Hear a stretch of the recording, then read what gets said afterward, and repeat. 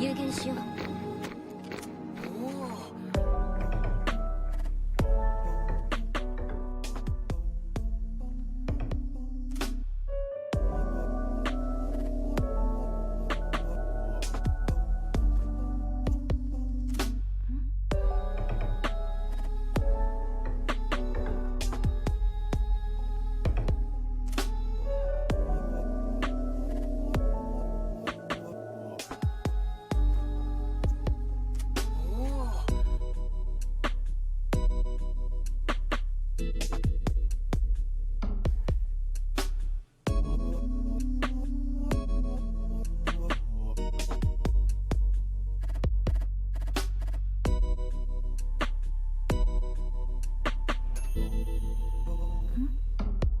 いただきます。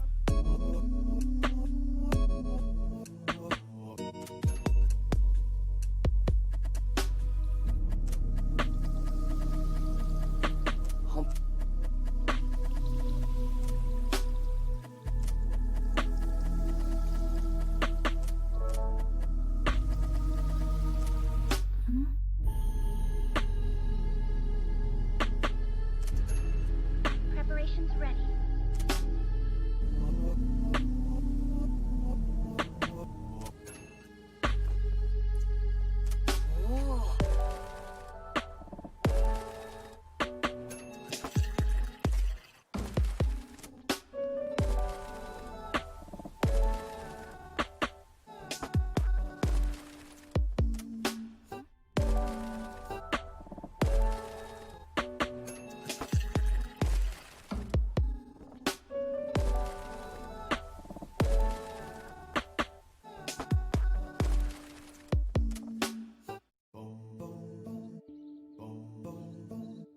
さ、有言しよう。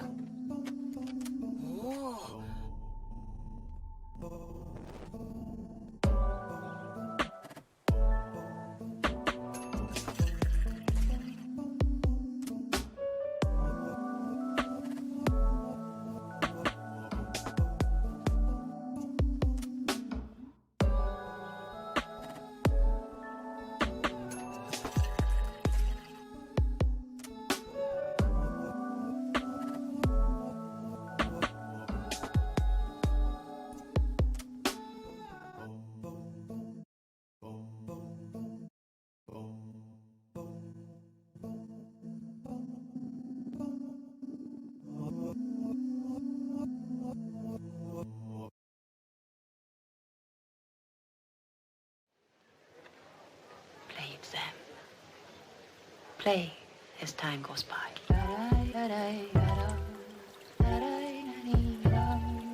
the fuck have you done lately?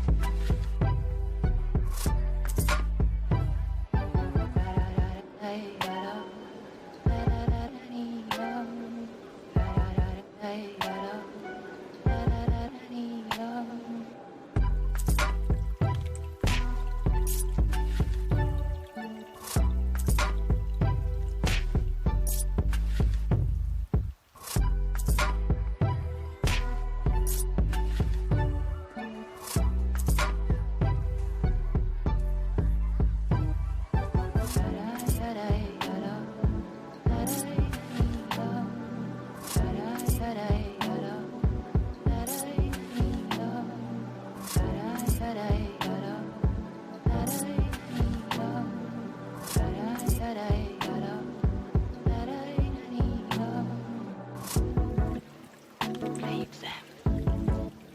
Play as time goes by.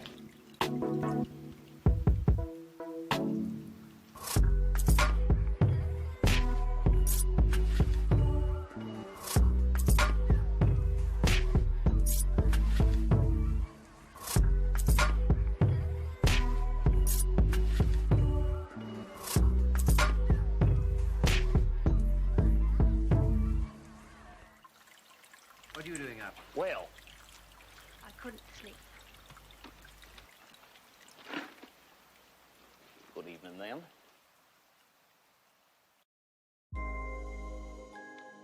What do I give? How do I live in this life of ours?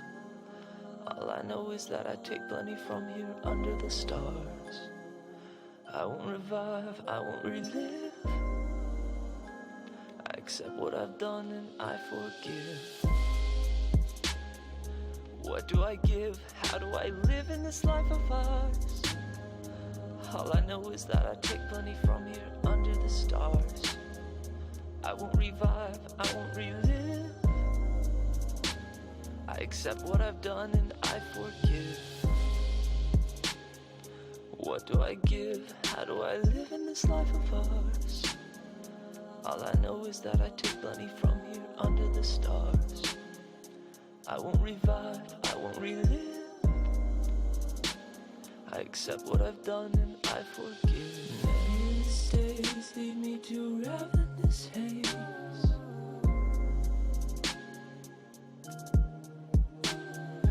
Nebulous days lead me to ravenous haze, which will block my gaze. Illusory ways make feelings that don't stay. In and out they face. Is it always that? My tangible wishes are just out of reach. Nebulous days lead me to ravenous haze, which will block my gaze. Illusory ways make feelings that don't stay. In and out they face. Is it always that? My intangible wishes are just out of reach. やれやれ。退屈だと言って何も行動せず、刺激を求める割には挑戦しない。Feelings that don't stay. Feelings that don't stay. Feelings that don't stay.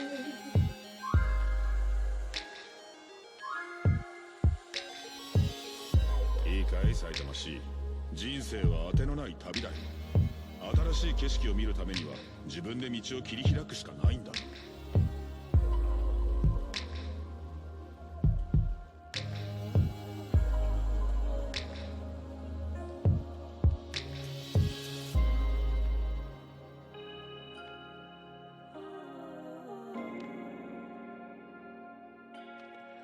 Is it always that? Is it always that?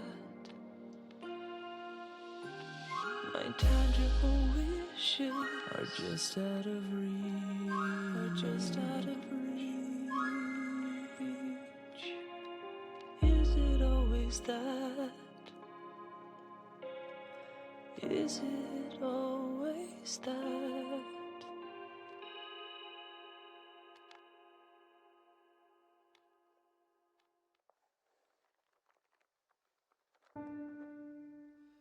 Join me for an adventure, oh, much like any other, with twists and turns and plot devices, words and wonder. Now my advice is listen close. What makes this story different is the teller and the told. This one's ours and it's waiting to unfold.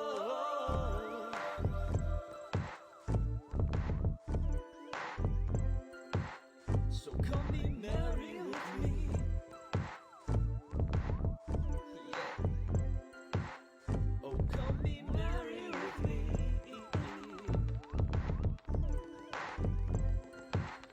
Come on, be merry with me.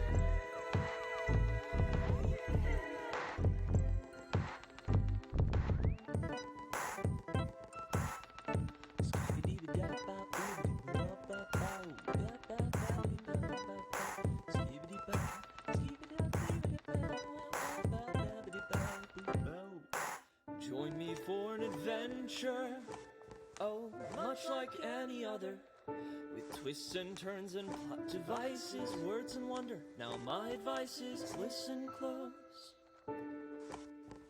What makes this story different is the teller and the told.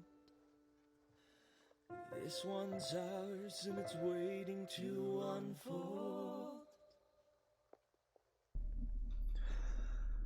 Welcome, my little wildflowers. Thanks for coming. So happy you were able to make it. Yeah, let me turn on some low jams in the background. Yeah. Thanks, Coleman. I appreciate it, man. Yeah, I figured during those breaks, I'll probably slip in a few of my own works. I'm gonna feature some stuff that I've done in the past and what I may work on in the future, music-wise. Because that is I don't know, a big part of my life and has been for a long time. And if I can support it and bring it to you guys through this platform, I would be really happy to do that. Because yeah, I've been working on music for a while now, ever since I was 16 actually. I'm 21 now. Long time, at least in my in my view. I haven't lived for all that long, so a good, let me do the math, 5 years. Good 5 years is a good bit. Heck yeah. I'm so happy you guys were able to make it. I let the starting dealio run for a little bit longer because today I'm going to be jumping right into the story. I've decided on Mondays and Wednesdays I'm going to be starting at 8 and jumping right into the story instead of doing the usual gaming at the start to kind of ease into it. Yeah, but I'm curious. How's everybody doing? Are you feeling good today? Did you wake up feeling good? Has it been a tough morning leading into a better sensation throughout the day, or has it been an easygoing day for you? I know for me, I woke up not feeling bad, but I felt quite groggy for sure, and I had this sensation that I had a really intense dream. You know, do you ever wake up like that? I had no recollection of what the dream even was, but I had a feeling that it was intense, you know?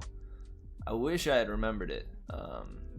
And normally I at least, like, if I had a dream, I'll normally catch the at least a few vague memories of it as soon as I wake up, but I woke up with such like an off sensation that I didn't even remember. Yeah, definitely. Pretty boring day. Well, hopefully this can spice it up just a bit. At least I'm hoping for that, Coley. Sweetness. Well, I'm glad to know my number one boy is doing okay though. Snoopster, how you doing? Nice. Okay, I think he's been having a bit of a boring day too. I doubt he has intense dreams though. I mean, look at him. I don't know. Like, look at him. Doesn't he have kind of like a melancholy? His eyes, like do you see his eyes? They give me like a melancholy vibe, you know? Or not necessarily melancholy, just maybe it's more apathetic. I don't know. I'm curious to know what you guys would think. Yeah, he looks a little sad. I hope he's doing okay. I mean, he's been chilling there every stream so far.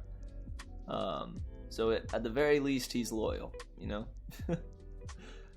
Well, sweet. It looks like we have a fair amount of peeps. Are we ready to jump right into some Percy Jackson? We've got chapters 17 and 18 to read through tonight. And I'm very excited for it. Let's do a little recapping, shall we? Recapping. Where we left off last, our heroes had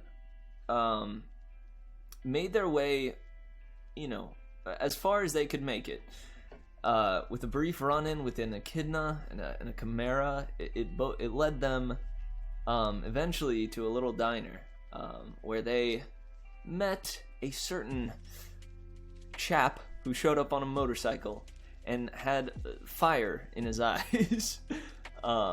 Later, pretty quickly, they soon realized this was Ares, the god of war. And he had run into a bit of a pickle of his own. He had taken his date, soon realized to be Aphrodite, to a water park. And he left his shield in a hurry because of some kind of happenstance. And they got out of there, but he left his shield behind. So he approached Percy, Annabeth, and Grover, specifically Percy, to see if they would mind retrieving it for him.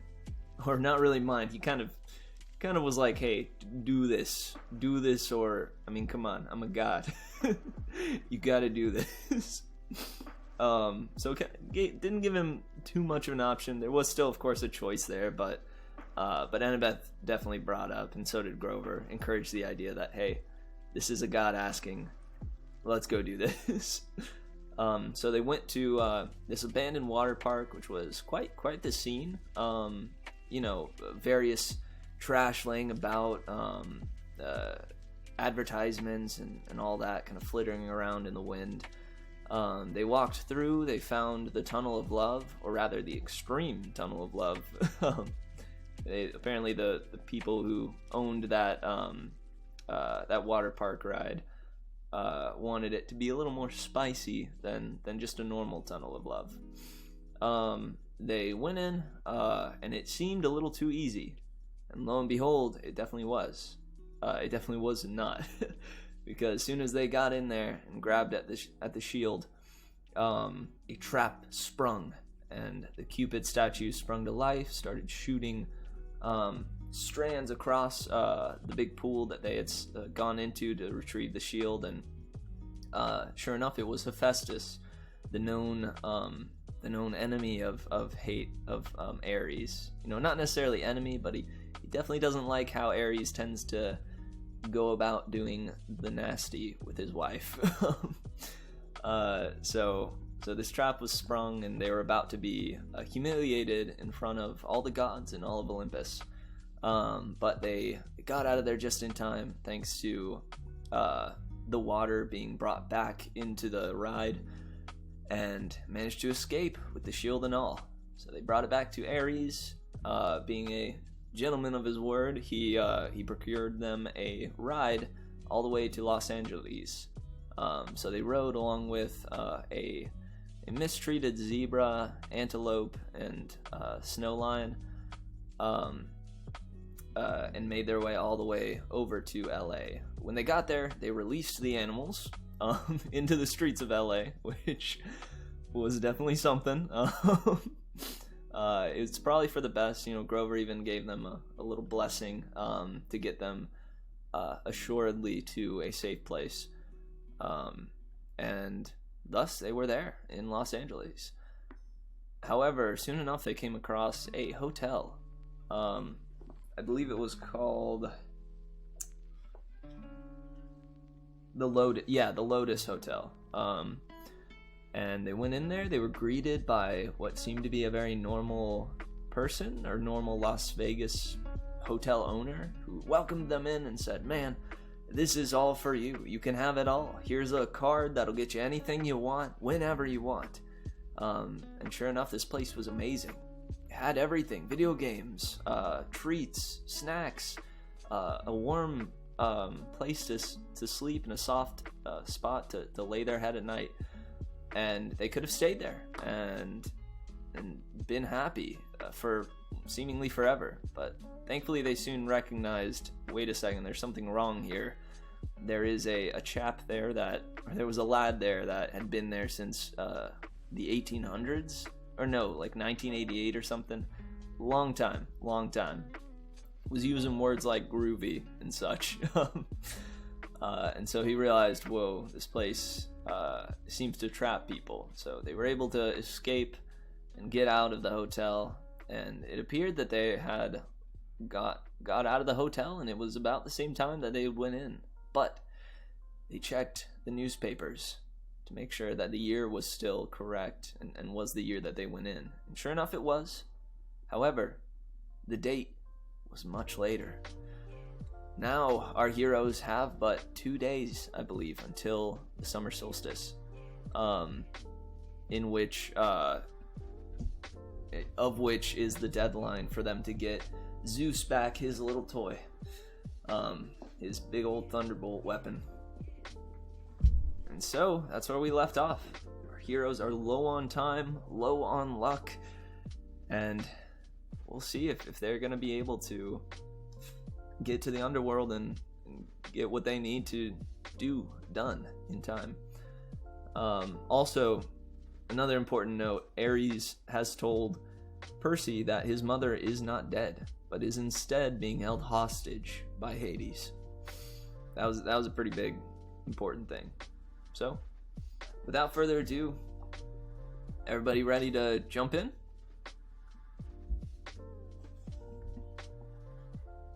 Get your snorkels on, because we're about to dive into some literature.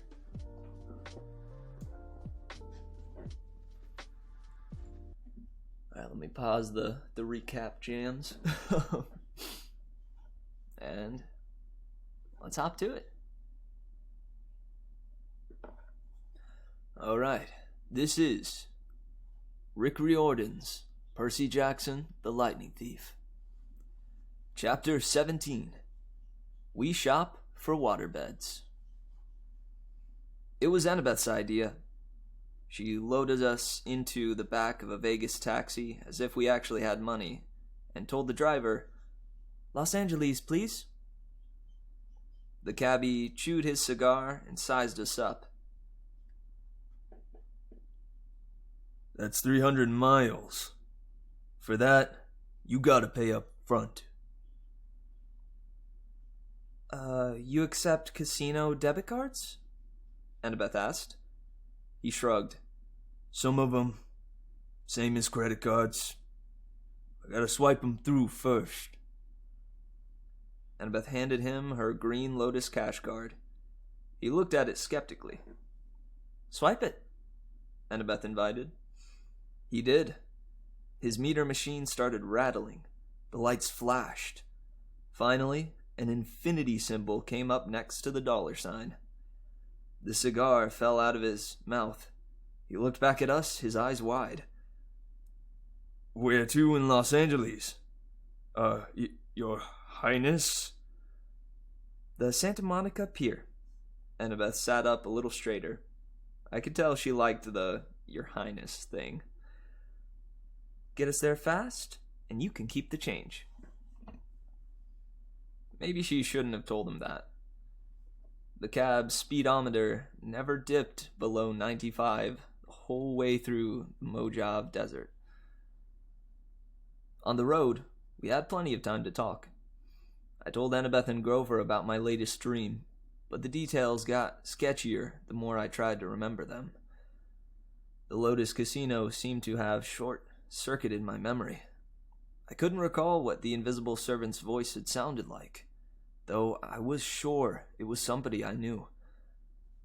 The servant had called the monster in the pit something other than my lord. Some special name or title. "The Silent One?" Annabeth suggested. "The Rich One?" Both of those are nicknames for Hades. "Maybe," I said, though neither sounded quite right. "That throne room sounds like Hades," Grover said. "That's the way it's usually described." I shook my head. Something's wrong. The throne room wasn't the main part of the dream, and that voice from the pit, I don't know. It just didn't feel like a god's voice. Annabeth's eyes widened. "What? Or what?" I asked. "Oh, nothing. I was just... No, it has to be Hades. Maybe he sent this thief, this invisible person, to get the Master Bolt and something went wrong, or... Like what?" I don't know," she said. But if he stole Zeus's symbol of power from Olympus, and the gods were hunting him, I mean, a lot of things could go wrong. So this thief had to hide the bolt. Or he lost it somehow? Anyway, he failed to bring it to Hades. That's what the voice said in your dream, right? The guy failed. That would explain what the Furies were searching for when they came after us on the bus. Maybe they thought we had retrieved it. I wasn't sure what was wrong with her. She looked pale. But if I'd already retrieved the bolt, I said, why would I be traveling to the underworld? To threaten Hades, Grover suggested. To bribe or blackmail him into getting your mom back. I whistled. You have evil thoughts for a goat. Why, thank you. But the thing in the pit said it was waiting for 2 items. I said, if the master bolt is one, what's the other? Grover shook his head, clearly mystified. Annabeth was looking at me as if she knew my next question, and was silently willing me to not ask it. You have an idea what might be in that pit, don't you? I asked her. I mean, if it isn't Hades? Percy, let's not talk about it. Because if it isn't Hades, no. It has to be Hades. Westland rolled by. We passed a sign that said, California State Line, 12 miles. I got the feeling I was missing one simple, critical piece of information. It was like when I stared at a common word I should know, but I couldn't make sense of it because 1 or 2 letters were floating around. The more I thought about my quest, the more I was sure that confronting Hades wasn't the real answer. There was something else going on, something even more dangerous. The problem was, we were hurtling towards the underworld at 95 miles an hour, betting that Hades had the Master Bolt. If we got there and found out we were wrong, we wouldn't have time to correct ourselves. The solstice deadline would pass, and war would begin. The answer is in the underworld, Annabeth assured me. You saw spirits of the dead, Percy. There's only one place that could be. We're doing the right thing. She tried to boost our morale by suggesting clever strategies for getting into the land of the dead, but my heart wasn't in it. There were just too many unknown factors. It was like cramming for a test without knowing the subject. And believe me, I'd done that enough times. The cab sped west. Every gust of wind through Death Valley sounded like a spirit of the dead. Every time the brakes hissed on an 18-wheeler, it reminded me of Echidna's reptilian voice. At sunset, the taxi dropped us at the beach in Santa Monica. It looked exactly the way LA beaches do in movies, only it smelled worse. There were carnival rides lining the pier, palm trees lining the sidewalks, homeless guys sleeping in the sand dunes, and surfer dudes waiting for the perfect wave. Grover, Annabeth, and I walked down to the edge of the surf. What now? Annabeth asked. The Pacific was turning gold in the setting sun. I thought about how long it had been since I'd stood on the beach at Montauk, on the opposite side of the country, looking out at a different sea. How could there be a God who controlled all that? What did my science teacher used to say? 2/3 of the Earth's surface was covered in water? How could I be the son of someone that powerful? I stepped into the surf. Percy? Annabeth asked. What are you doing? I kept walking, up to my waist, then my chest. She called after me. You know how polluted that water is? There's all kinds of toxic... That's when my head went under. I held my breath at first. It's difficult to intentionally inhale water.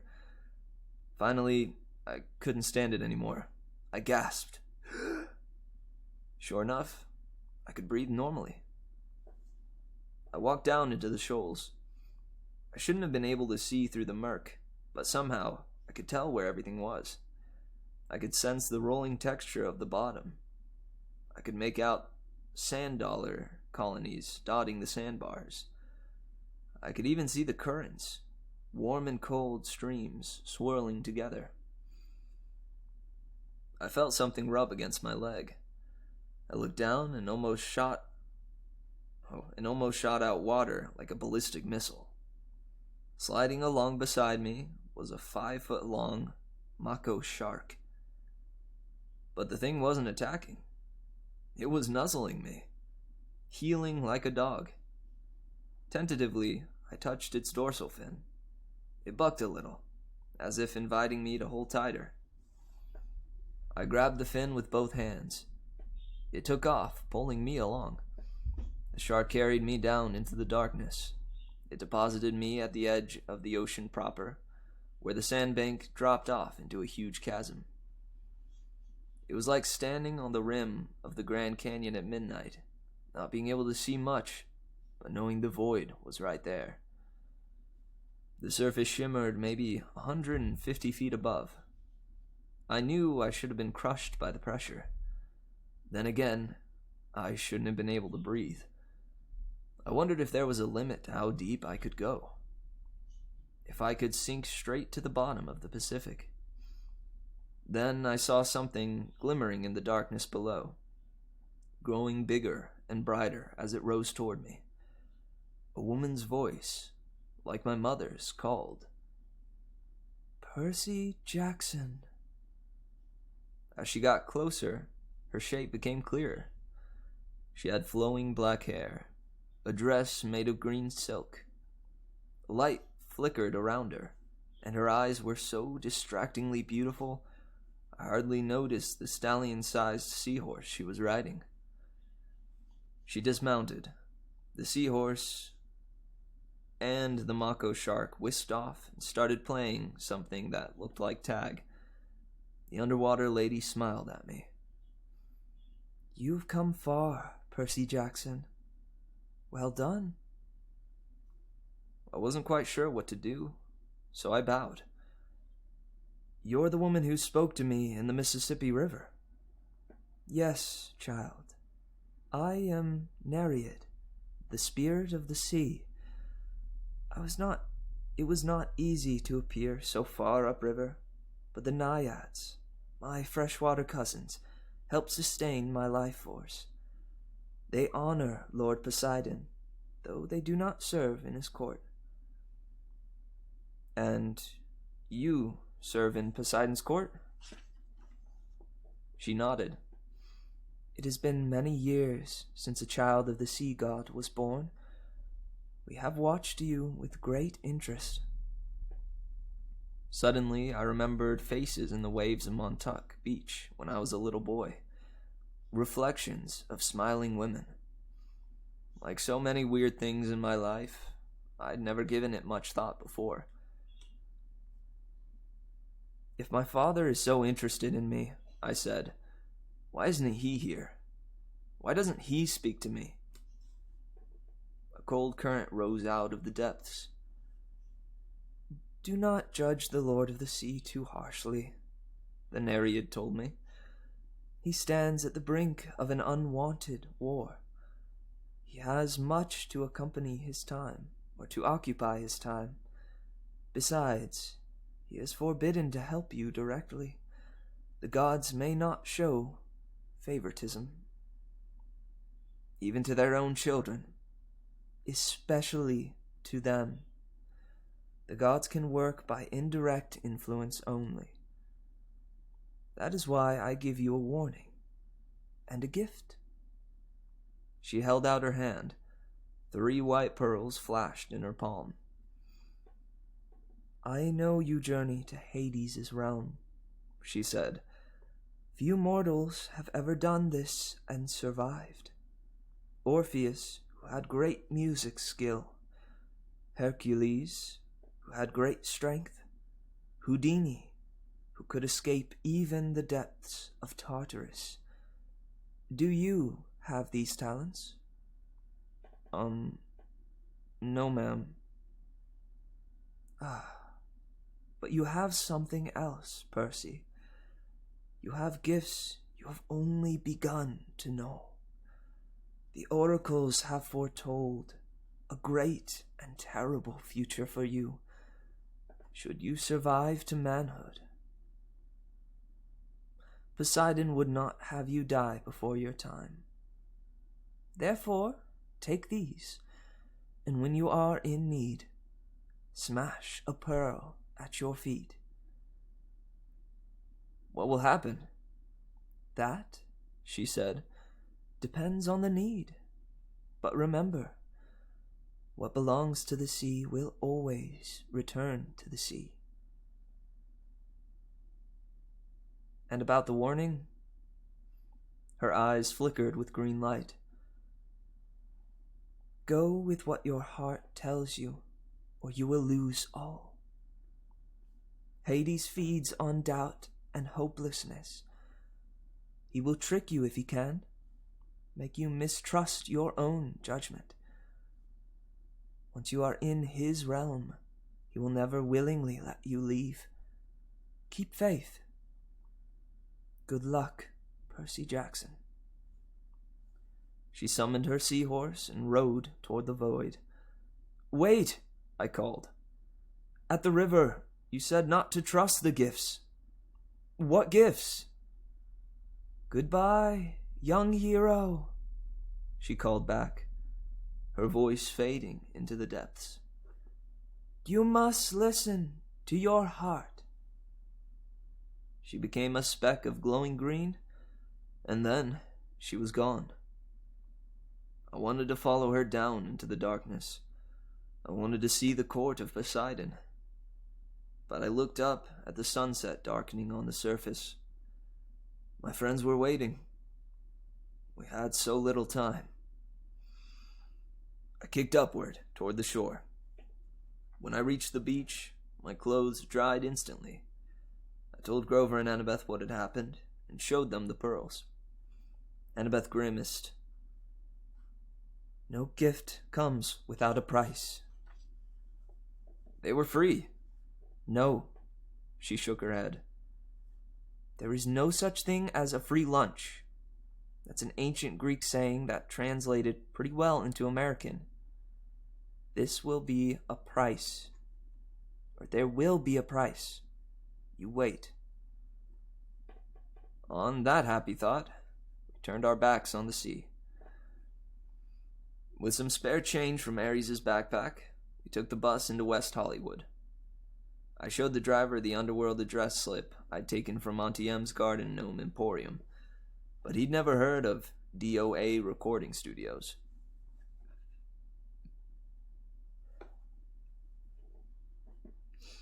You remind me of someone I saw on TV, he told me. You a child actor or something? I'm a stunt double. For a lot of child actors. Oh, well, that explains it. We thanked him and got off quickly at the next stop. We wandered for miles on foot, looking for the DOA. Nobody seemed to know where it was. It didn't appear in any phone book. Twice we ducked into alleys to avoid cop cars. I froze in front of an appliance store window because the television was playing an interview with somebody who looked very familiar. My stepdad, Smelly Gabe. He was talking to Barbara Walters. I mean, as if he were some kind of huge celebrity. He was interviewing him, or she was interviewing him in an apartment. Or in our apartment, in the middle of a poker game. There was a young blonde lady sitting next to him, patting his hand. A fake tear glistened on his cheek. He was saying, Honest, Mrs. Walters. Hang on. Yeah. Honest, Mrs. Walters. If it wasn't for Sugar here, my grief counselor, My grief counselor. Dude. Hang on, give me a second. I'm trying to recall his accent. It was a New York accent, but it was nasally. New York. Hey, I'm walking here. Honest, Mrs. Walters. If it wasn't for Sugar here, my grief counselor, I'd be a wreck. My stepson took everything I cared about. My wife, my Camaro. I'm sorry. And I'm doing too British. It's too British, dude. Heck. or Irish or something. That's it. That's the accent. I know. I'm trying. Heck. It's been a while. Honest, Mrs. Walters. If it wasn't for Sugar here, my grief counselor, I'd be a wreck. My stepson took everything I cared about. My wife, my Camaro. I'm sorry. I'm having trouble talking about it. There you have it, America. Barbara Walters turned to the camera. A man torn apart. An adolescent boy with serious issues. Let me show you again the last photo of this troubled young fugitive, taken a week ago in Denver. The screen cut to a grainy shot of me, Annabeth, and Grover, standing outside the Colorado diner, talking to Aries. Who are the other children in this photo? Barbara Walters asked dramatically. Oh, who are the other children in this photo? Barbara Walters asked dramatically. Who is the man with them? Is Percy Jackson a delinquent, a terrorist, or perhaps the brainwashed victim of a frightened new cult, or of a frightening new cult? When we come back, we chat with a leading child psychologist. Stay tuned, America. Come on, Grover told me. He hauled me away before I could punch a hole in the appliance store window. It got dark, and hungry-looking characters started coming out on the streets to play. Now, don't get me wrong, I'm a New Yorker.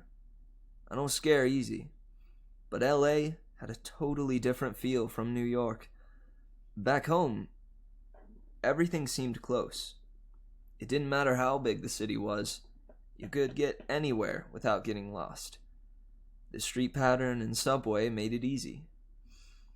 There was a system to how things worked. A kid could be safe as long as he wasn't stupid. L.A. wasn't like that. It was spread out, chaotic, hard to move around. It reminded me of Aries. It wasn't enough for L.A. to be big. It had to prove it was big by being loud and strange and difficult to navigate, too. I didn't know how we were ever going to find the entrance to the underworld by tomorrow, the summer solstice. We walked past gangbangers, bums, and street hawkers who looked at us like they were trying to figure if we were worth the trouble of mugging. As we hurried past the entrance of an alley, a voice from the darkness said, "Hey, you." Like an idiot, I stopped. Before I knew it, we were surrounded. A gang of kids had circled us. 6 of them in all. White kids with expensive clothes and mean faces, like the kids at Yancey Academy. Rich brats playing at being bad boys. Instinctively, I uncapped Riptide. When the sword appeared out of nowhere, the kids backed off. But their leader was either really stupid or really brave, because he kept coming at me with a switchblade. I made the mistake of swinging. The kid yelped, but he must have been 100% mortal, because the blade passed harmlessly through his chest. He looked down. What the? I figured I had 3 seconds before his shock turned to anger. Run! I screamed at Annabeth and Grover. We pushed 2 kids out of the way and raced down the street, not knowing where we were going. We turned a sharp corner. There! Annabeth shouted. Only one store on the block looked open. its windows glaring with neon. The sign above the door said something like, Krusty's... Sorry. It says, it's Krusty's Waterbed Palace, but it's spelled... Shoot, I don't know if I can get it.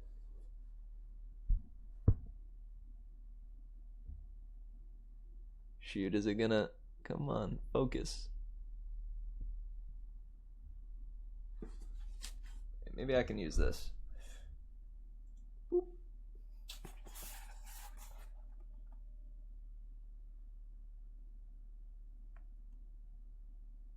Yeah, there we go.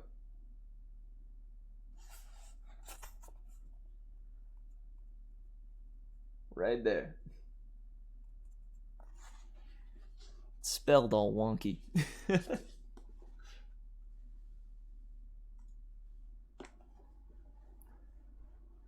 Krusty's Waterbed Palace? Grover translated.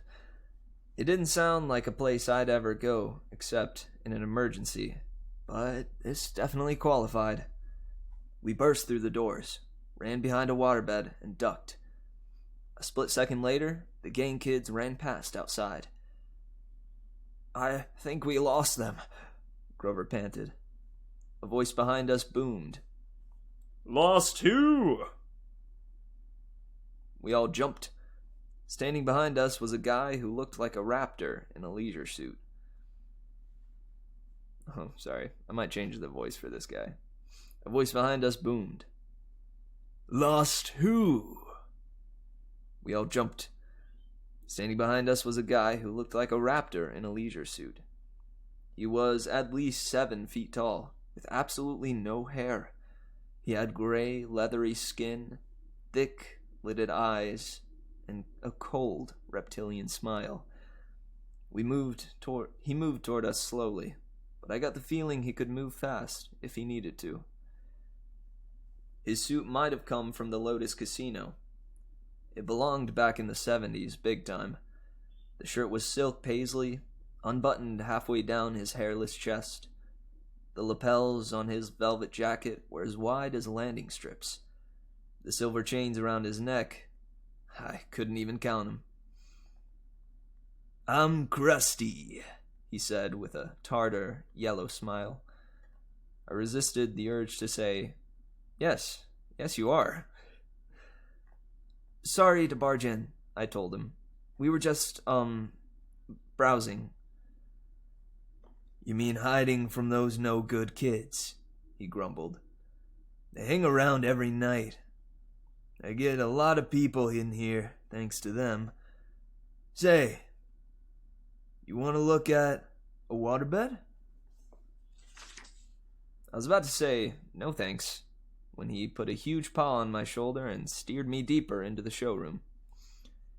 There was every kind of waterbed you could imagine. Different kinds of wood, different patterns of sheets, queen size, king size, emperor of the universe size. This is my most popular model. Krusty spread his hands proudly over a bed covered with black satin sheets, with built-in lava lamps on the headboard. The mattress vibrated, so it looked like oil-flavored jello. Million hand massage, Krusty told us. Go on. Try it out. Shoot, take a nap. I don't care. No business today anyway. I said, I don't think... Million hand massage, Grover cried and dived in. Oh, you guys, this is cool. Krusty said, stroking his leathery chin. Almost. Almost what? I asked. He looked at Annabeth. Do me a favor and try this one over here, honey. Might fit. Annabeth said, But what? He patted her reassuringly on the shoulder and led her over to the Safari Deluxe model with teak wood lions carved into the frame and a leopard pattern comforter. When Annabeth didn't want to lie down, Krusty pushed her. Hey! She protested. Krusty snapped his fingers. Ergo. Ropes sprang from the sides of the bed, lashing around Annabeth, holding her to the mattress. Grover tried to get up, but ropes sprang around his black satin bed too, and lashed him down. No, not cool, he yelled, his voice vibrating from the million-hand massage. No, not cool at all. The giant looked at Annabeth, then turned toward me and grinned. Almost. Darn it. I tried to step away, but his hand shot out and clamped around the back of my neck. Whoa, kid. Don't worry. We'll find you one in a sec. Let my friends go. Oh, sure I will. But I got to make them fit first. What do you mean? All the beds are exactly 6 feet, see? Your friends are too short. Gotta make them fit. Annabeth and Grover kept struggling. Can't stand imperfect measurements, Krusty muttered. Ergo. A new set of ropes leaped out from the top and bottom of the beds, wrapping around Grover and Annabeth's ankles, then around their armpits. The rope started tightening, pulling my friends from both ends. Don't worry, Krusty told me. These are stretching jobs. Maybe 3 extra inches on their spines. They might even live. Now, why don't we find a bed you like, huh? Percy! Grover yelled. My mind was racing. I knew I couldn't take on this giant waterbed salesman alone. He would snap my neck before I ever got my sword out. Your real name's not Krusty, is it? I asked. Legally, it's Procrustes, he admitted. The stretcher, I said. I remembered the story. The giant who tried to kill Theseus with excess hospitality on his way to Athens. Yeah, the salesman said. But who can pronounce Procrustes? Bad for business. No, Krusty. Anybody can say that. You're right. It's got a good ring to it. His eyes lit up. You think so? Oh, absolutely, I said. And the workmanship on these beds? Fabulous. He grinned hugely, but his fingers didn't loosen on my neck. I tell my customers that. Every time. Nobody bothers to look at the workmanship. How many built-in lava lamp headboards have you seen? Not too many. That's right. Percy! Annabeth yelled. What are you doing? Don't mind her. Or don't mind her, I told Procrustes. She's impossible. The giant laughed. All my customers are. Never 6 feet exactly. So inconsiderate. And then they complain about the fitting. What do you do if they're longer than 6 feet? Oh, that happens all the time. It's a simple fix. He let go of my neck, but before I could react, he reached behind a nearby sales desk and brought out a huge double-bladed brass axe. He said, I just center the subject as best I can and lop off whatever hangs off on either end. Ah, I said, swallowing hard. Sensible. I'm so glad to come across an intelligent customer. The ropes were really stretching my friends now. Annabeth was turning pale. Grover was making gurgling noises like a strangled goose. So, Krusty, I said, trying to keep my voice light. I glanced at the sales tag on the Valentine-shaped honeymoon special. Does this one really have dynamic stabilizers to stop wave motion? Absolutely. Try it out. Yeah, maybe I will. But would it work even for a big guy like you? No waves at all? Guaranteed. No way. Way. Show me.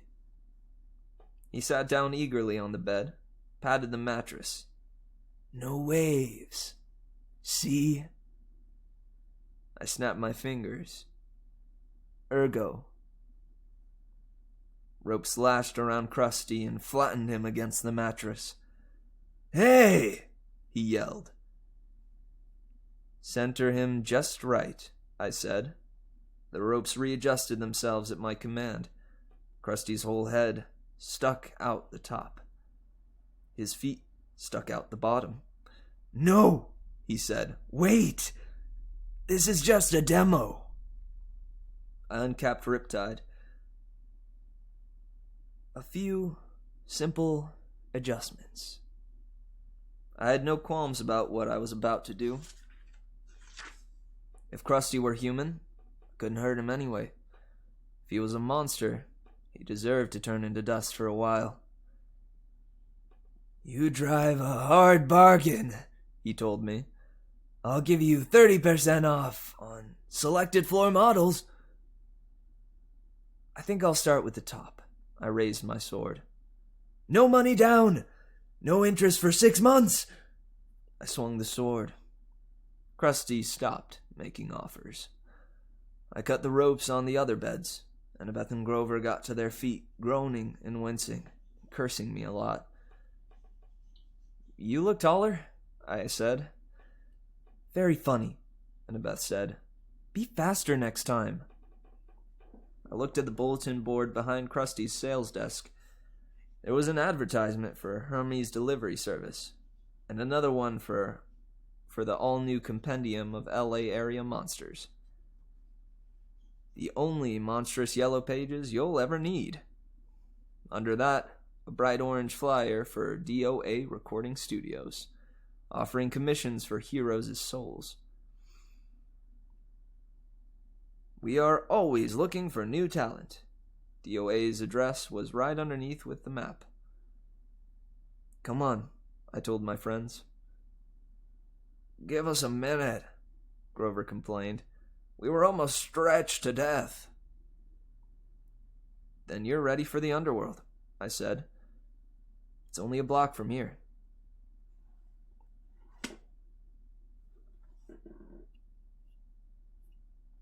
Well, shoot, man, I struggled a bit on that one. I think I like Krusty's voice, though. I figured he needed some crust in his voice, so to speak. Krusty's Waterbed Palace. Yeah, thank you for the translation, dude. I'm sad I didn't read the next line. I definitely could have just continued on. That's alright. If Percy wasn't a hero, he would be a straight serial killer right now. Yeah, I mean, I think he does definitely have a few of those moments in this book where he just he has those just moments of unfeeling when he's about to kill. Yeah, too casually prepared to lob a head off. I at least get his reasoning though, right? He even explained it, right? He has a good explanation. If this were a human, it won't even work. But if this guy is a monster, that's the only way it'll work. And then, if that is the case, he probably deserves it. However, I'm curious to know if there are good monsters out there within this universe. Are there some monsters that maybe don't deserve to die? That don't deserve the powdered donut treatment, so to speak.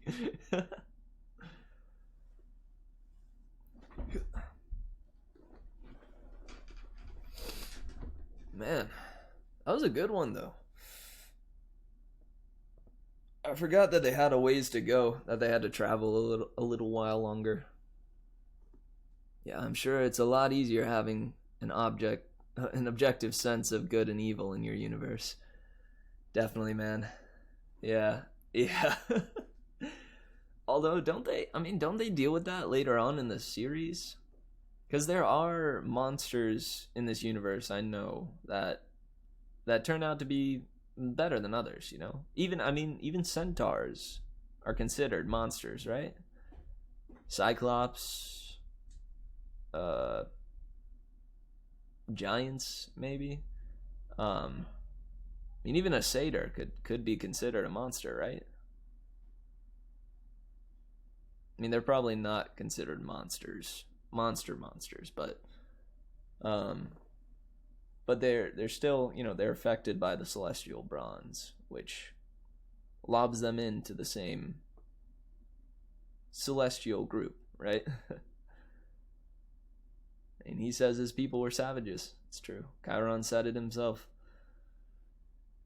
But that goes to show me, at least, that there can be some out there that are tender-hearted. But I get the feeling that most are just out for themselves, or for the sake of, or yeah, simply put, out for themselves, and we'll do what it, I don't know, we'll do what as they please.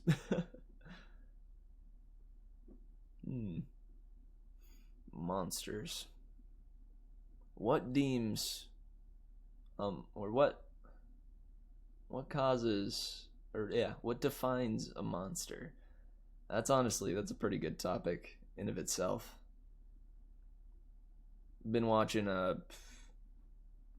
Game of Thrones, been rewatching the series.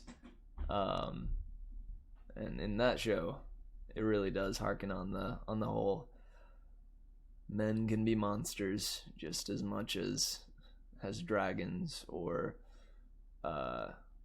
dire wolves or any number of ferocious and evil beings or savage creatures. Nice. Dude, I feel bad for struggling so much on remembering Smelly Gabe's voice. His is one of my favorites too. Yeah, Smelly Gabe. Yeah. Hey, Percy. What kind of guy are you, huh? Are you a man or a mouse? I don't know, I think it was the line itself, and putting it in the context of like a sob, like fake sobbing. This was so hard, man. No doubt. Yeah, I think I don't know. I beat myself up sometimes if I don't get it how I want it to be. But that's why I'm attempting to do a little bit better with that whole idea of taking a deep breath and being okay if I stumble a little bit. This is a live broadcast after all. I'm gonna turn on the jams a little again. Yeah, accents are hard. Give me some credit, guys. Come on. Well, nice. Did any of you guys have a favorite moment from that chapter? I'd say my favorite moment in that one was probably as Percy is walking into the sea, right? He approaches it for the first time in a while, and just has that moment where he recognizes for a second, man, what did my science teacher say again? That the Earth is 2/3 of this that is in front of me, of ocean, and my father controls it all. He takes a moment to ponder the immensity of that notion, just how powerful his father is, and the fact that he came from him. And then as he goes in there, and I just think it's a cute moment where Annabeth's like, Percy, what? Before she can finish her sentence, he submerges. I like that moment. And then, I mean, he has that moment too where he thinks, what if I just stayed in the ocean, right? I think Percy comes across that dilemma a couple of times throughout the series, where he'll think for a moment like, I mean, what am I doing on land, right? I am the son of the sea, or the sea god. If you think about it, he belongs in the ocean.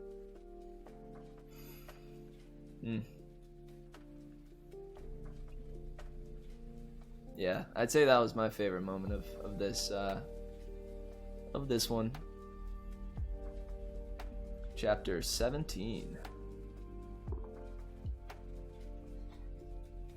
And again, I'm a big fan of how Rick Riordan sews in those actual old stories from the Greek myths and junk into modern day, having old Krusty be the owner of a waterbed store. Clever. All right, guys. If nobody's got any more notions or things they want to bring up, I'm gonna go ahead and call it for a break, and we'll be right back in about 5 minutes. It is 9:14 now, so I'll give myself until 9:20 latest. Does that sound good to you guys? 9:20?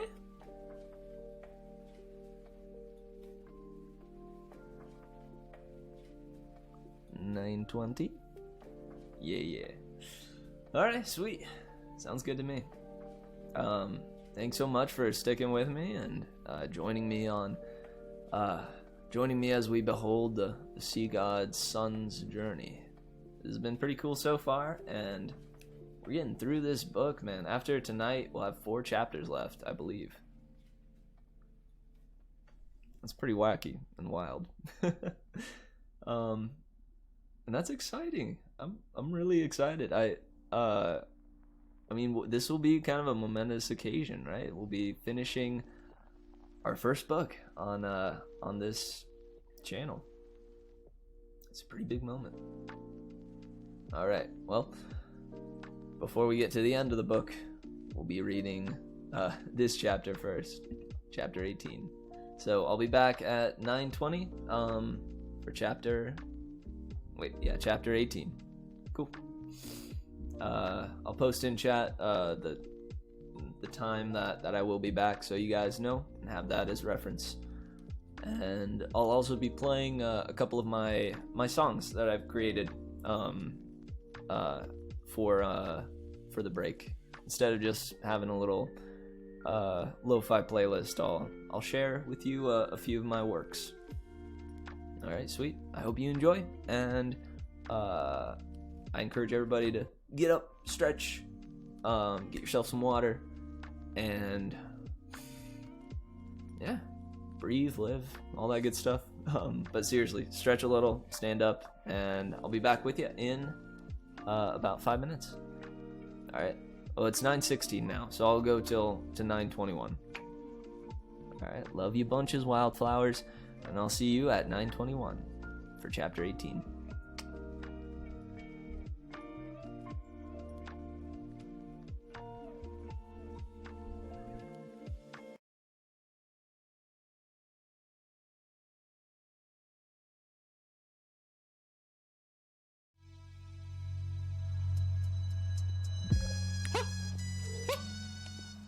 We're in. We're live. So, Submerge the device in liquid, even partially. this should be fun.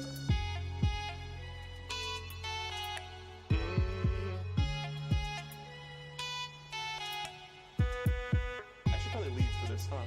This seems kind of dangerous. You guys don't do this without me. Uh-oh.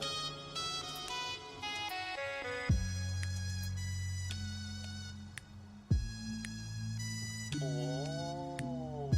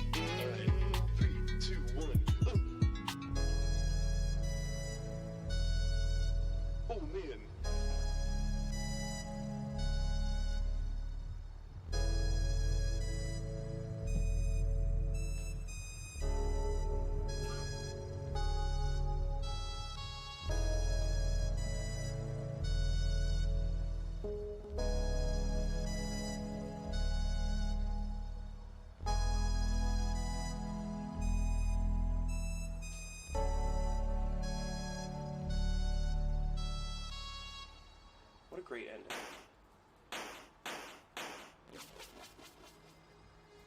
Alright, we're not done though.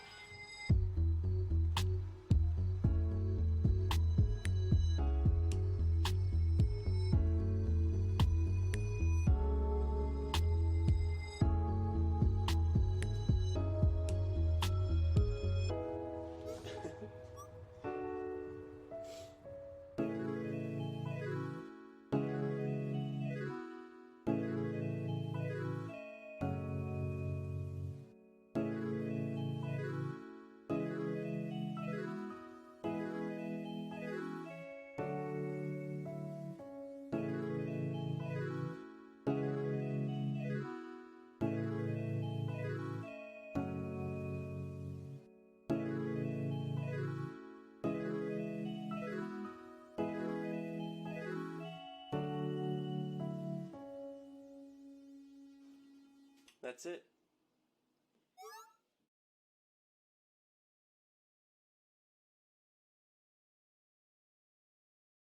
Lately when we talk, we get confused, so I choose to stay quiet for fear of hurting you. Who, me? For fear of losing you, and I both know that. Lately when we talk, we get confused, so I choose to stay quiet for fear of hurting you. For fear of losing you, and I both know that. It's been forever. We may have grown apart, but we have grown nonetheless, and we can start again. And then, at last, we can be genuine. I think she may need a little more time. Yeah. You and I both know that. How come we didn't spend more time together? Why didn't we just talk to each other more? Why didn't we? You and I both know that. Didn't we? Can start again.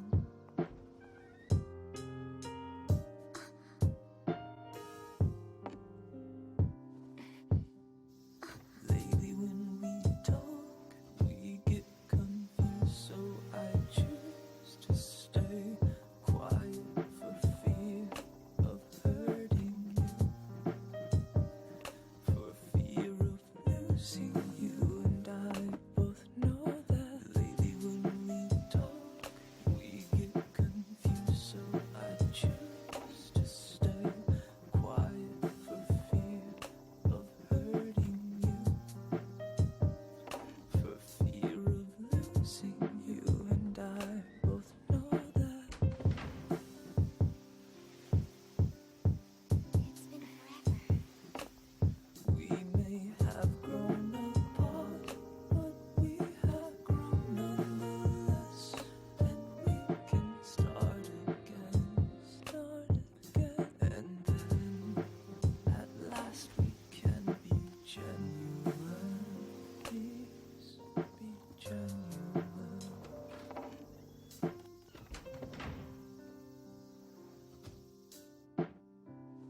You and I both know that.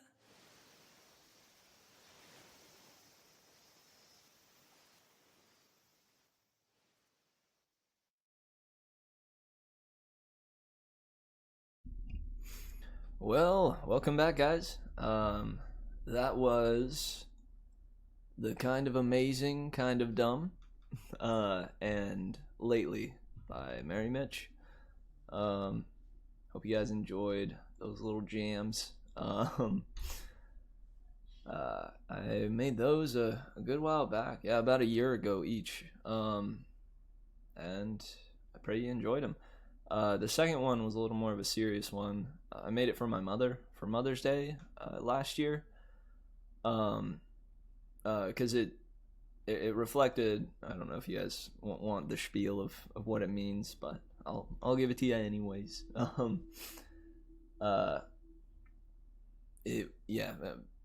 mother and I, and honestly, our whole family have this thing where we keep things in and don't tell each other for fear we'll hurt the other person or will hinder them in some way or bother them. So I made the song in reflection of that, of this idea that, we get confused. So I choose to say quiet, for fear of hurting you. And then in the ultimate, it goes even a step further where, I even have a fear that I will lose them if I were to say the wrong thing, which is ridiculous. It is ridiculous, but it is still a fear and a genuine one. But recognizing it and putting it into a song was immensely helpful for me.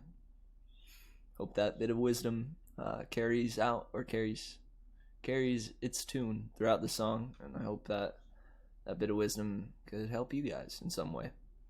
Don't be afraid to speak your heart to your loved ones. Yeah. Well, we are a bit back, and I'm ready for chapter 18. I don't know about you guys. Are we all back?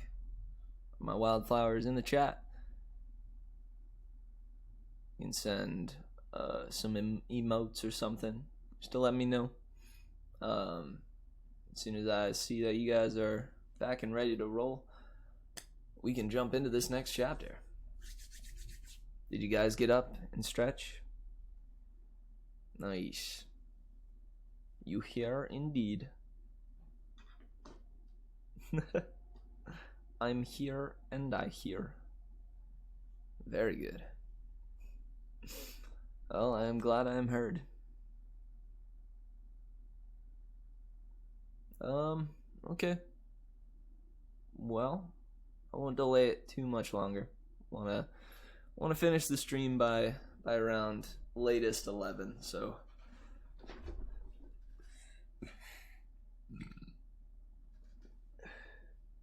pardon me. I've been having those kind of burps lately where they're really they're subtle burps, they don't make like a big belching noise or anything. They just kind of come out as air. They're almost like those kind of silent toots where they just come out as air, but they're the burp form of that. Anyways. Let's go ahead and jump on in. We are at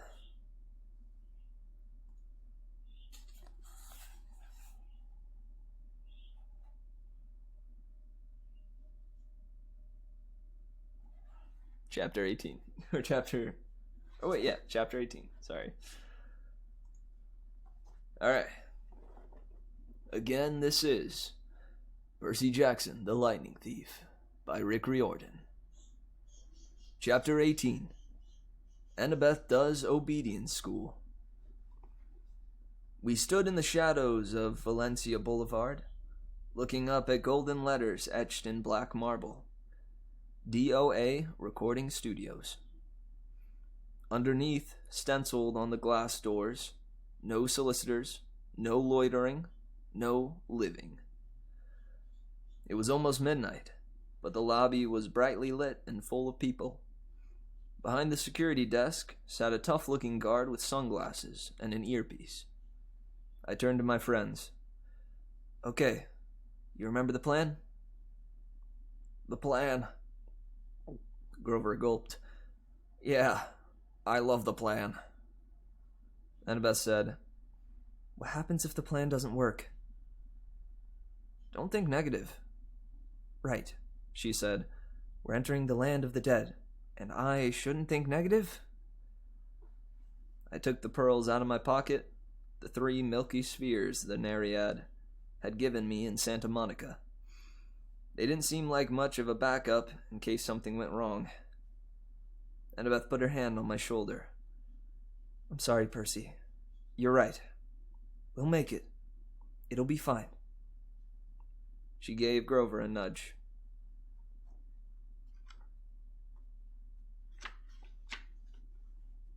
We nodded.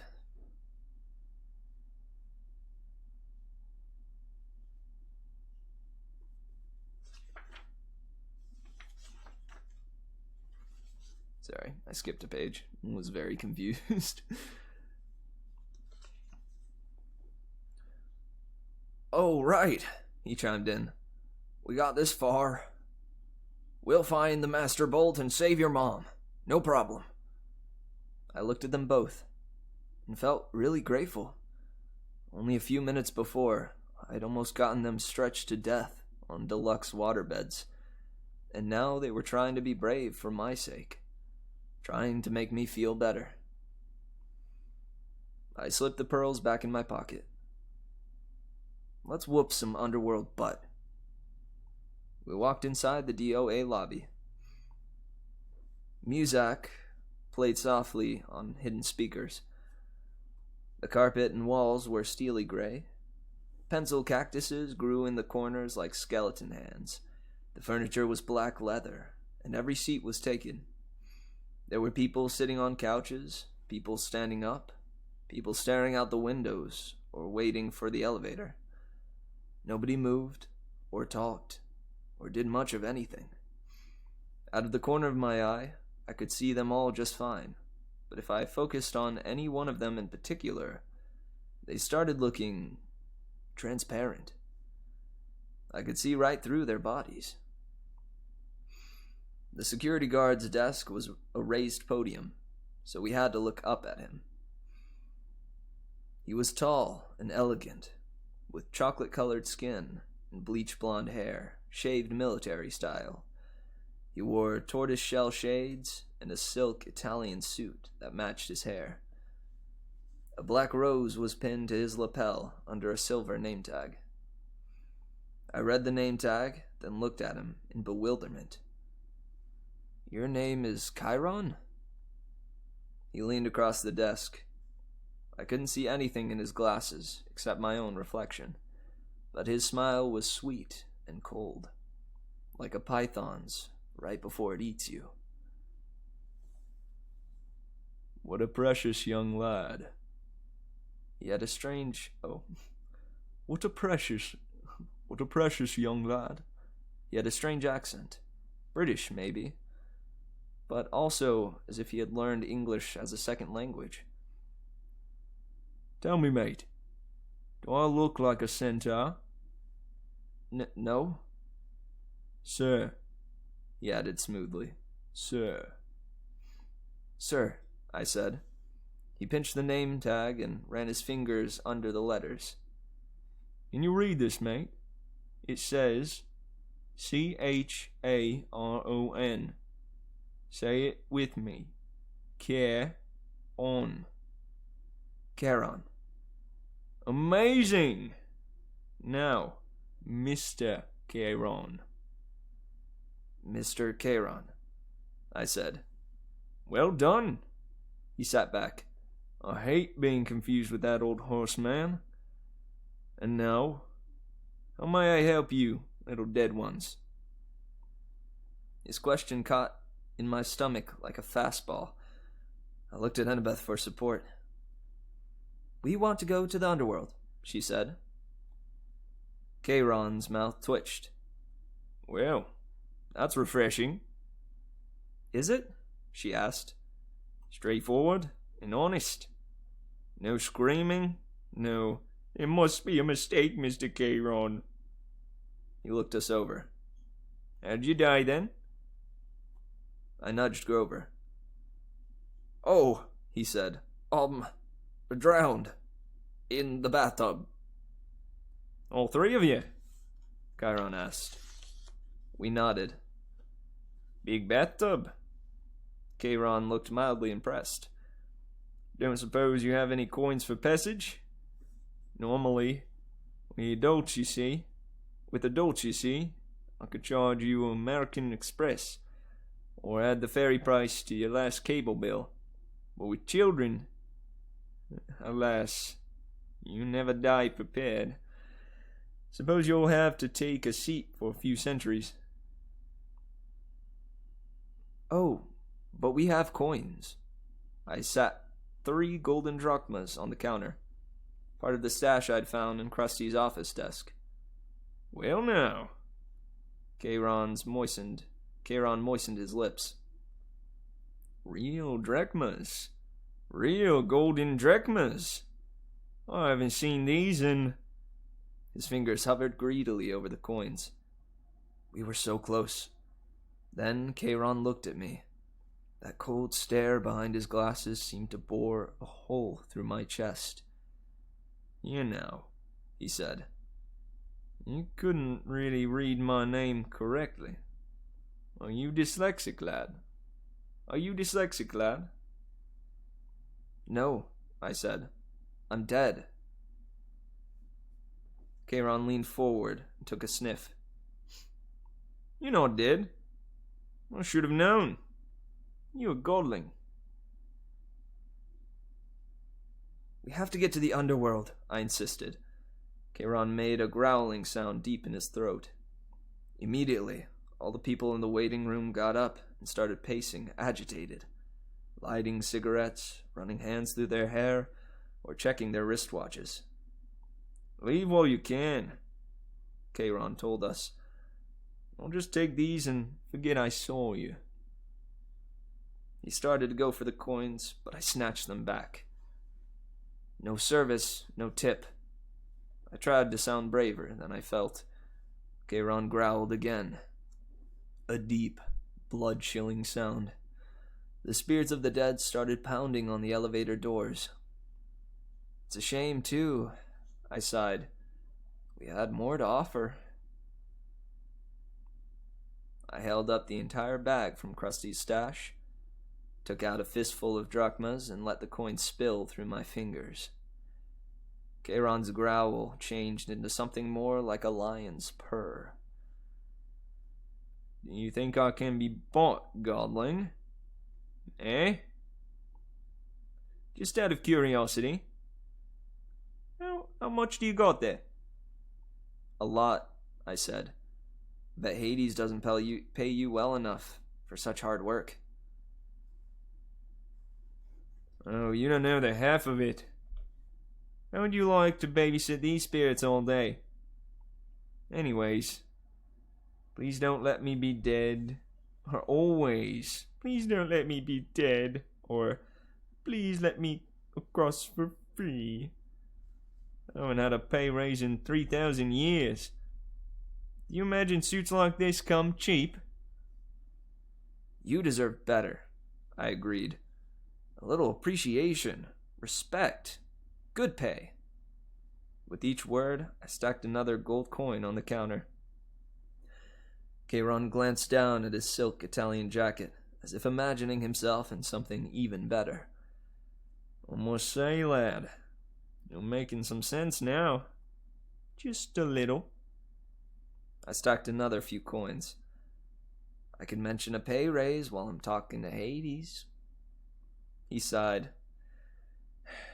The boat's almost full anyway. I might as well add you 3 and be off.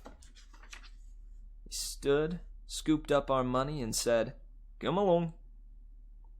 We pushed through the crowd of waiting spirits, who started grabbing at our clothes like the wind, their voices whispering things I couldn't make out. Kayron shoved them out of the way, grumbling, Freeloaders. He escorted us to the elevator, which was already crowded with souls of the dead, each one holding a green boarding pass. Kayron grabbed 2 spirits who were trying to get on with us and pushed them back into the lobby. Right. Now, no one get any ideas while I'm gone, he announced to the waiting room. And if anyone moves the dial off my easy listening station, I'll make sure you're here for another 1,000 years. Understand? He shut the doors. He put a key card in the slot in the elevator panel, and we started to descend. What happens to the spirits waiting in the lobby? Or what happens to the spirits waiting in the lobby? Annabeth asked. Nothing, Kayron said. For how long? Forever. Until I'm feeling generous. Oh, she said. That's fair. Kieran raised an eyebrow. Whoever said death was fair, young miss? Wait until it's your turn. You'll die soon enough. Where you're going. We'll get out alive, I said. Huh! I got a sudden dizzy feeling. We weren't going down anymore, but forward. The air turned misty. Spirits around me started changing shape. Their modern clothes flickered, turning into gray hooded robes. The floor of the elevator began swaying. I blinked hard. When I opened my eyes, Kieran's creamy Italian suit had been replaced by a long black robe. His tortoiseshell glasses were gone. Where his eyes should have been were empty sockets, like Ares. Except Kieran's were totally dark, full of night and death and despair. He saw me looking and said, "Well?" "Nothing," I managed. I thought he was grinning, but that wasn't it. The flesh of his face was becoming transparent, letting me see straight through to his skull. The floor kept swaying. Grover said, "I think I'm gonna be seasick." When I blinked again, the elevator wasn't an elevator anymore. We were standing in a wooden barge, Kieran pulling us across a dark, oily river, swirling with bones, dead fish, and other, stranger things. Plastic dolls, crushed carnations, soggy diplomas with glit edges. "The river Styx," Annabeth murmured. "It's so polluted," Kieran said. "For thousands of years, you humans have been throwing in everything as you come across. Hopes, dreams, wishes that never come true. Irresponsible waste management, if you ask me." Mist curled off the filthy water. Above us, almost lost in the gloom, was a ceiling of stalactites. Ahead, the far shore glimmered with greenish light, the color of poison. Panic closed up in my throat. What was I doing here? These people around me, they were dead.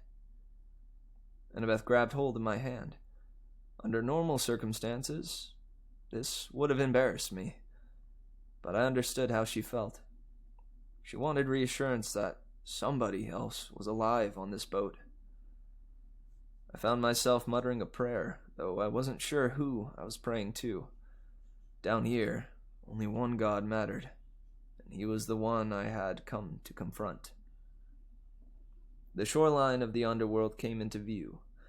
Craggy rocks and black volcanic sand stretched inland about 100 yards to the base of a high stone wall, which marched off in either direction as far as we could see. A sound came from somewhere nearby in the green gloom, echoing off the stones.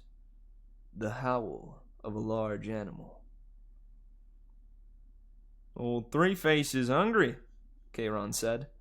His smile turned skeletal in the greenish light. "Bad luck for you, godlings." The bottom of our boat slid onto the black sand. The dead began to disembark. A woman holding a little girl's hand, an old man and an old woman hobbling along arm in arm, a boy no older than I was, shuffling silently along in his gray robe. Kieran said, "I'd wish you luck, mate, but there isn't any down here. Mind you, don't forget to mention my pay raise." He counted our golden coins in his pouch, then took up his pole. He warbled something that sounded like a Barry Manilow song as he ferried the empty barge back across the river. We followed the spirits up a well-worn path. I'm not sure what I was expecting. Pearly gates or a big black portcullis or something. But the entrance to the underworld looked like a cross between airport security and the Jersey Turnpike. There were 3 separate entrances under one huge black archway that said, "You are now entering Erebus." Each entrance had a pass-through metal detector with security cameras mounted on top. Beyond this were toll booths, manned by black-robed ghouls like Charon. The howling of the hungry animal was really loud now, but I couldn't see where it was coming from. The 3-headed dog, Cerberus, who was supposed to guard Hades' door, was nowhere to be seen. The dead queued up in the 3 lines, 2 marked attendant on duty, and 1 marked as death. The as death line was moving right along. The other 2 were crawling. "What do you figure?" I asked Annabeth. The fast line must go straight to the Asphodel Fields," she said. "No contest. They won't want to risk judgment from the court, because it might go against them." "There's a court for dead people?" "Yeah, 3 judges. They switch around who sits on the bench. King Minos, Thomas Jefferson, Shakespeare, people like that. Sometimes they look at a life and decide that person needs a special reward. The Fields of Elysium. Sometimes they decide on punishment. But most people, well, they just lived. Nothing special, good or bad. So they go to the Asphodel Fields." "And do what?" Grover said, "Imagine standing in a wheat field in Kansas. Forever." "Harsh," I said. "Not as harsh as that," Grover muttered. "Look." A couple of black-robed ghouls had pulled aside one spirit and were frisking him at the security desk. The face of the dead man looked vaguely familiar. "He's the preacher who made the news, remember? Or he's the preacher who made the news, remember?" Grover asked. "Oh yeah." I did remember now. We'd seen him on TV a couple of times at Yancey Academy.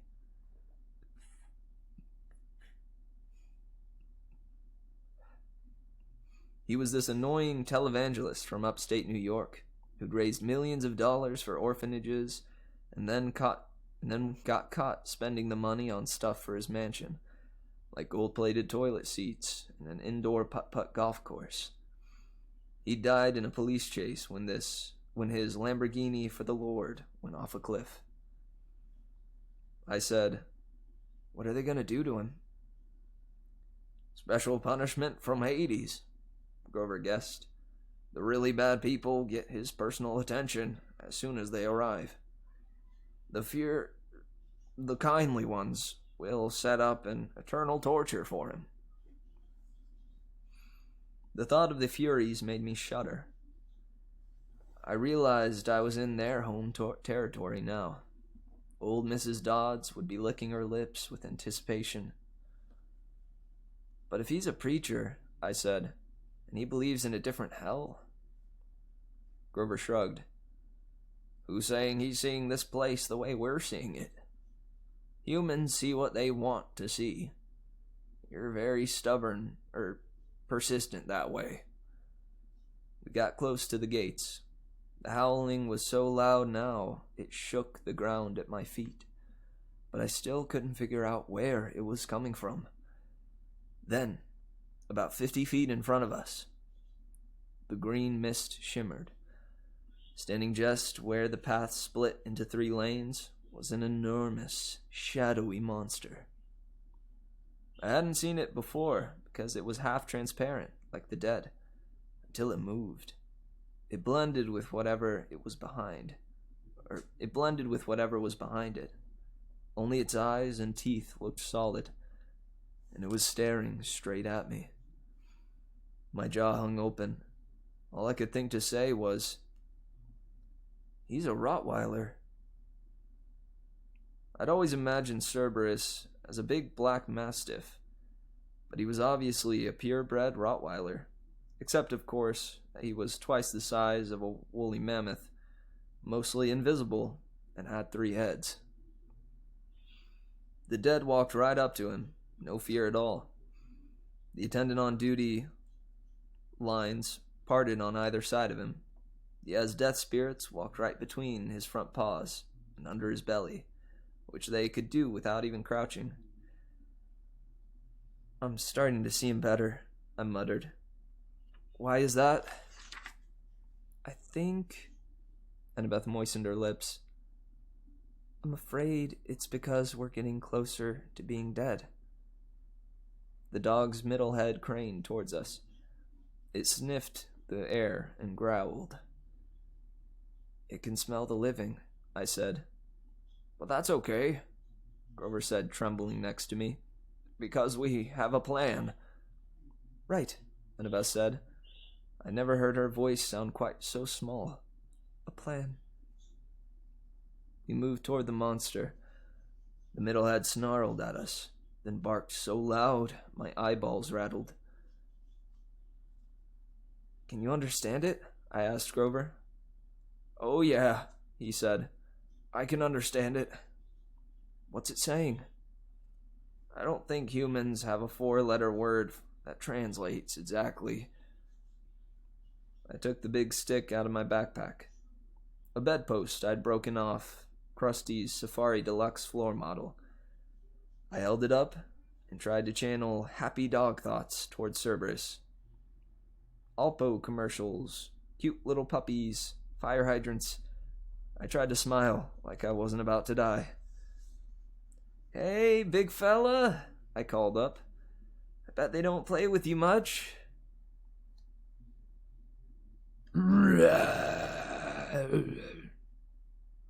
Good boy, I said weakly. I waved the stick. The dog's middle head followed the movement. The other 2 heads trained their eyes on me, completely ignoring the spirits. I had Cerberus's undivided attention. I wasn't sure that was a good thing. Fetch! I threw the stick into the gloom. A good solid throw. I heard it go kersploosh in the river Styx. Cerberus glared at me, unimpressed. His eyes were baleful and cold. So much for the plan. Cerberus was now making a new kind of growl, deeper down in his 3 throats. Grover said. Percy? Yeah? I just thought you'd want to know. Yeah? Cerberus?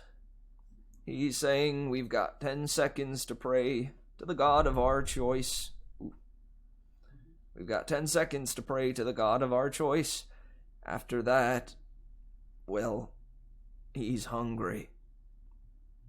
Wait, Annabeth said. She started rifling through her backpack. Uh-oh, I thought. 5 seconds, Grover said. Do we run now? Annabeth produced a red rubber ball. Annabeth produced a red rubber ball, the size of a grapefruit. It was labeled Waterland Denver. Before I could stop her, she raised the ball and marched straight up to Cerberus. She shouted, See the ball? You want the ball, Cerberus? Sit. Cerberus looked as stunned as we were. All 3 of his heads cocked sideways. 6 nostrils dilated. Sit! Annabeth called again. I was sure that at any moment she would become the world's largest milk-bone dog biscuit. But instead, Cerberus licked his 3 sets of lips, shifted on his haunches, and sat, immediately crushing a dozen spirits who'd been passing underneath him in the Ez death line. The spirits made muffled hisses as they dissipated, like the air let out of tires. Annabeth said, Good boy! She threw Cerberus the ball. He caught it in his middle mouth. It was barely big enough for him to chew, and the other head started snapping at the middle, trying to get the new toy. Drop it, Annabeth ordered. Cerberus's head stopped fighting and looked at her. The ball was wedged between 2 of his teeth, like a tiny piece of gum. He made a loud, scary whimper, then dropped the ball, now slimy and bitten nearly in half, at Annabeth's feet. Good boy. She picked up the ball, ignoring the monster's spit all over it. She turned towards us. Go now. Esdeath line. It's faster. I said, but now, she ordered, in the same tone she was using on the dog. Grover and I inched forward warily. Cerberus started to growl. Stay, Annabeth ordered the monster. If you want the ball, stay. Cerberus whimpered, but he stayed where he was. What about you? I asked Annabeth as we passed her. I know what I'm doing, Percy, she muttered. At least, I'm pretty sure. Grover and I walked between the monster's legs. Please, Annabeth, I prayed. Don't tell him to sit again. We made it through. Cerberus wasn't any less scary. From the back, Annabeth said, Good dog. She held up the tattered ball and probably came to the same conclusion I did. If she rewarded Cerberus, there'd be nothing left for another trick. She threw the ball anyway. The monster's left mouth immediately snatched it up, only to be attacked by the middle head, while the right head moaned in protest. While the monster was distracted, Annabeth walked briskly under its belly and joined us at the metal detector. How did you do that? I asked her, amazed. Obedience school, she said breathlessly, and I was surprised to see there were tears in her eyes. When I was little, at my dad's house, we had a Doberman. Never mind that, Grover said, tugging at my shirt. Come on! We were about to bolt through the Esdeath line when Cerberus moaned pitifully from all three mouths. Annabeth stopped. She turned to face the dog, which had done a 180 to look at us. Cerberus panted expectantly, the tiny red ball in pieces in a puddle of drool at his feet. Good boy, Annabeth said, but her voice sounded melancholy and uncertain. The monster's heads turned sideways, as if worried about her. I'll bring you another ball soon, Annabeth promised faintly. Would you like that? The monster whimpered. I didn't need to speak dog to know Cerberus was still waiting for the ball. Good boy. I'll come visit you soon, I promise. Annabeth turned to us. Let's go.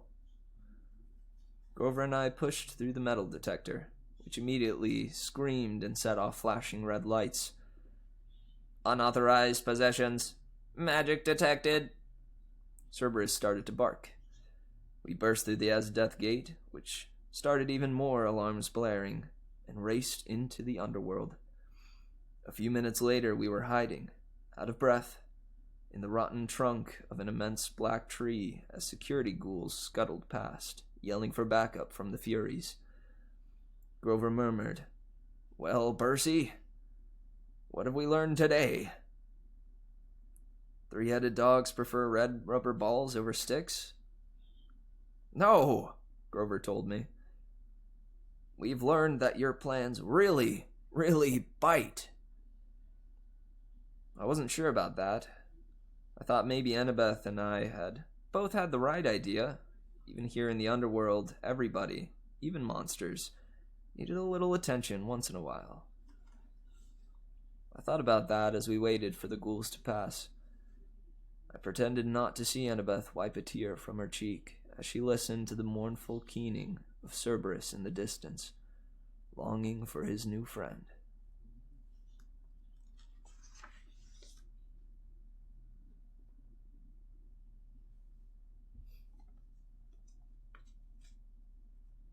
Those are some good doggos, Coley. Yeah, I love that chapter. That little moment with Annabeth and Cerberus is so cute. It kind of reminds me of the game Hades. You know how Hades' son greets Cerberus, gives him a little scrooch, and Cerberus does like the same thing a normal dog does. I just like that idea in general. The idea that this crazy, like, intense and scary three-headed, what was it? Rottweiler? Yeah, Rottweiler would, yeah, still be as cute and friendly, if just given some attention and some love and care. Oh yeah, great game and great dog. Absolutely. In that one, they made Cerberus a little more wolf-like, which I kind of dig that. Not sure how I feel about the Rottweiler look. But regardless, Doggo is Doggo. And Doggo is good. Yeah, man. Just a dog, a little bigger. A few more heads. 2 more, precisely. And that was good. That one was a little shorter, too. Not too bad. I love Kayron. I don't know about you guys. I love Kayron. I forgot that they're intending for him to have an Australian accent, I'm pretty sure. But I'd completely forgotten about that. It's so goofy. The idea that this, like, eternal ghoul who ferries the dead across the river Styx would be just this, like, I don't know, somewhat laid back, like, everyday workerman. Yeah, as Ozzy Osbourne. I can see that. I think I might picture him a little differently, but that is the way that books go. Yeah, I hope that, I don't know, I hope that hearing my interpretations of all of this is nice and not frustrating. I feel like it could be frustrating frustrating at times, because of that whole idea that we all had our own conceptions and we imagined the book as we read it before, or if you have read the book before, we all imagine it and see it and hear it in different ways when we read it on our own. So I hope my own rendition is still entertaining and cool. Nice. Right on, Cole. That was pretty sweet, though. Yeah, I think Kayron is my new favorite for voice wise. I liked him. I liked him a lot.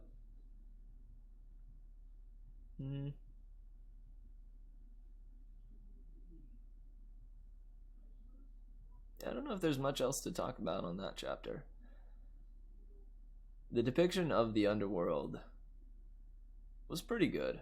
I think it did enough to at least set the tone of where they were, but they definitely could have gone a little more in depth as of the detail. I think they might do that the deeper they go into Hades or into the underworld, but not entirely sure. I also am excited. I do remember the depiction of Hades himself. I think it's cool.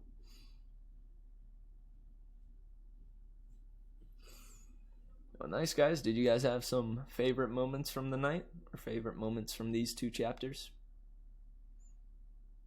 The Waterbed Emporium, the Waterbed Palace, and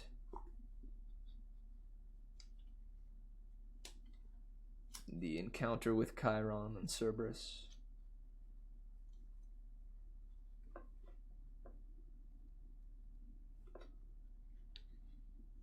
Yeah, Annabeth does obedience school. Big dog. Heck yeah. Heck yeah. I felt I could have done his howl or his growl a little better, but I don't know. I wasn't sure like how it would sound. It just said growl, like in all caps. But I'd imagine it would be more like a howl, right? I don't know. If I could go back, I would probably change that. But I feel I read through other parts a little bit better, but just as of content, like in of itself, like from the actual book, that was a good part. Cerberus, be a good boy.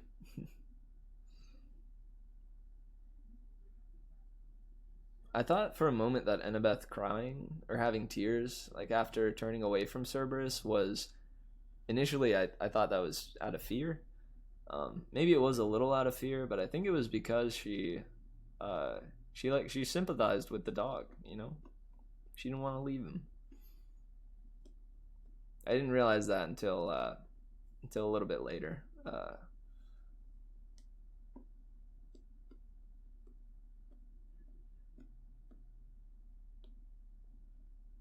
Nice. Well, hey, I think we had about 3 folks in chat tonight, which was very, very cool to see. I think a couple of people, we had 5 at some point, so somebody joined and scooted on out. But whoever that 3rd viewer is, I love you. Thanks for joining. I appreciate you. These were some good chapters. We are on chapter 19 out of 22. So, we only have 4 chapters left. What will happen next time on Percy Jackson the Lightning Thief? Will Percy, Annabeth, and Grover make it to Hades' quarters? Will they be caught by the ghost cops? Will Annabeth see Cerberus again? Will they see anything again? Will they make the summer solstice deadline? Find out next time on merrymitch Reads Percy Jackson the Lightning Thief.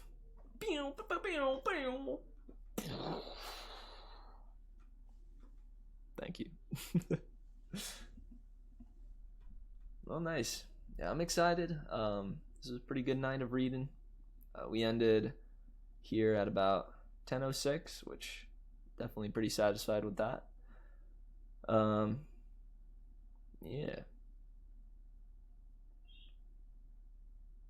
I hope you guys enjoyed. No, I'm trying to think if there's any other things I wanted to harken on before we sign off here.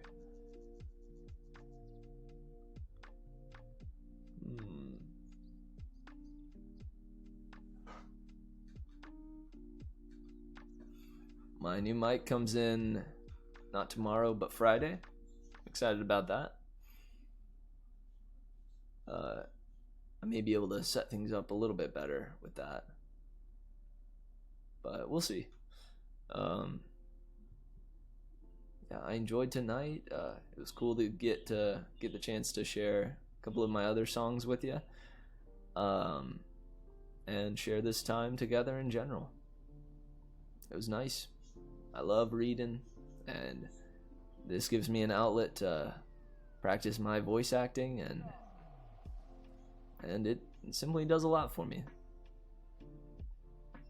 I appreciate you guys being here, and I love you bunches. I suppose that'll be all, my wildflowers.